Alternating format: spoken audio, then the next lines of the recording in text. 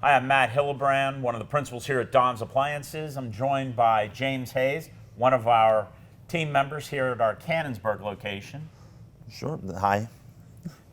Always a man of many, many words, obviously. So many. So what we're going to dive into this morning, we're actually going to talk about our buying guide for ranges. So we're going to go, kind of as far as we can into that buying process. But before we do that, be sure you check out our hot buy. Go to donsappliances.com and see what the hot buy of the week is. So James, I'm a customer and I walk into our Cannonsburg location and I need a new range. Walk me through what that process looks like. 100%. So the first question I usually ask is, what size are we looking for? Ranges come in a multitude of sizes from 24-inch up to 60. So 30 is the most common size. And once we kind of lock in on what size we're looking for, then it's going to be what fuel type, right? Whether it be electric or gas. Those are the important parts. And if we're going electric, I usually have the conversation of conventional like radiant heat or something called induction. Okay, so radiant heat would be a type of burner which may be, let's say, a coil type that can be removed and it's got a pan below, but also radiant heat is a glass top. Yes, and then there would be a coil underneath of that, and that would heat the glass and heat your pot. So it's very similar to probably what most people associate with electric style cooking. Induction is something a little different. That will be a glass top, and instead of using electric coils underneath of it, it's a magnet. So the cooktop surface itself never gets hot. And it tends to be much more efficient than either electric or gas. I think there's an efficiency rating of 95% or somewhere in that ballpark for most of those tops now. Very quick to heat. You can do a pot of water, quart of water up to boil in about 90 seconds to 120 seconds, and then cool it down to simmer in 2 to 3 seconds. So it's very, very efficient. So if I'm looking for that new technology, what's the drawback to that? What's the drawback to an induction over what I may have now? Well, your pans need to be magnetic because, as I mentioned, it uses a magnet to heat the pot directly. So any pan that would have to work, pan would need to be magnetic in order to work with it.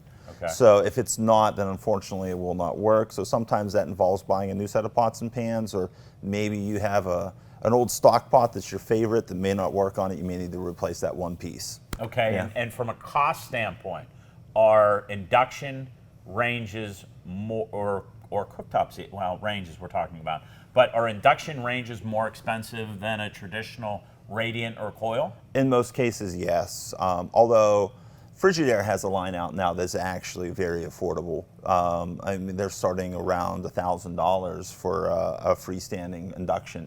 So that's an incredibly approachable price point compared to where they've been at in the past. And what's interesting is we stock that piece. So if you go to donsappliances.com, that is a piece that is in stock on our website. It 100%. may not be on the floor here in Cannonsburg. Do you have one on the floor? Yeah, 100% we do. Well, there you go. So if you did want to see that particular piece, we do have it here.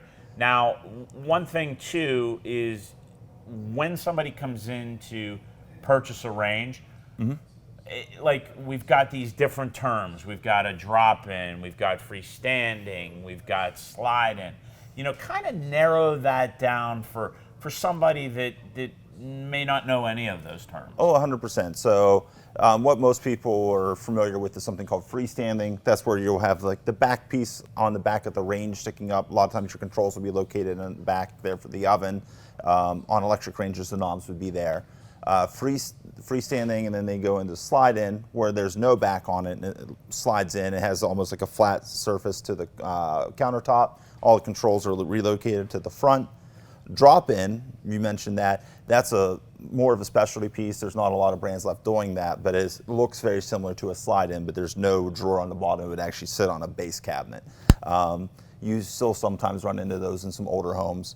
And then there's something called a Pro Style range, which looks very similar to a slide-in, but they tend to be a little deeper and sit up on some legs or pedestals or something of that nature with no drawer underneath of it. So what's the advantage, let's say, of one or the other, right? So if I have a freestanding that may have the controls on the back, that's less expensive, obviously, right? 100%. So that'll be your opening sort of price point. A lot of brands have moved like a lot of the higher end features into slide-ins exclusively, but there are still a lot of options in freestanding. The actual advantage of a slide-in over a freestanding in most cases is more cook space on top because you don't have the controls in the back, so you can do some larger pots in the back. Great point. There's some safety aspects to it as well. You're not reaching over hot pots and pans to control everything. But honestly, most people buy it because it looks pretty if you have a nice backsplash. Yes. But no, and that's that's key. We're in our kitchen more and more than we ever have. So I mean that's going to be important, especially if you have a microwave above, right? 100%. So if you have a microwave above, not having that back guard in between or in the back, it's gonna give you better aesthetics. But to your point, now you can put larger pots and pans towards the back and Sure. gives you more access front to back. Sure. And then the other thing too is we spend a lot of time on the cooktops, but ovens can vary as well. So you'll run into convection models. If you're not familiar with convection, that's simply just a fan that sits inside the unit that'll circulate the hot air around to give you more even temperatures. Sometimes it can even help with preheat times, speed that up for you as well. What about air fry? Everybody's talking about air fry. Air fry, air fry, air fry. Sure. Air fry is realistically a form of convection. It's a modified convection system. You would use an air fry tray for most brands. Actually, GE, you don't even need the air fry tray. They're the only one. But it's a form of convection. So most brands that have convection options will have an air fry feature on it as well now.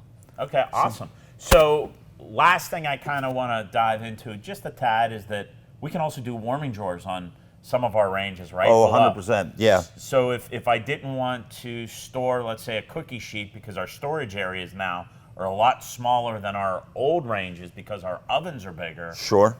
Now I can utilize that area below for... Well, yeah, I mean, anything that maybe you had some rolls that you had cooked for a big holiday meal, you could put it down underneath, to keep them warm until everything else is ready.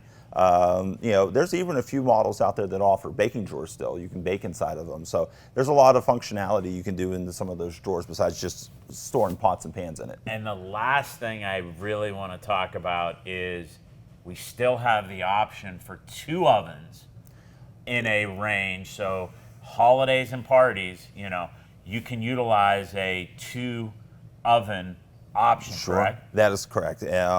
Most brands will give you 2 ovens. You can run at 2 completely independent temperatures. So if you need to do a turkey and a pie, you can have one at 350 and the other at 450 and do them together. Even Samsung has that cool feature out where you can actually make it 2 ovens or one. It's called Dual the Dual Flex. Yeah. The Dual Flex. Yeah. So there's a vast array of options, but be sure to go to donsappliances.com. If you have any questions, we've got in-stock page for all of our products. And if you have any questions, we've got our chat team available. But obviously, you can come to our Cannonsburg store. So thanks for listening.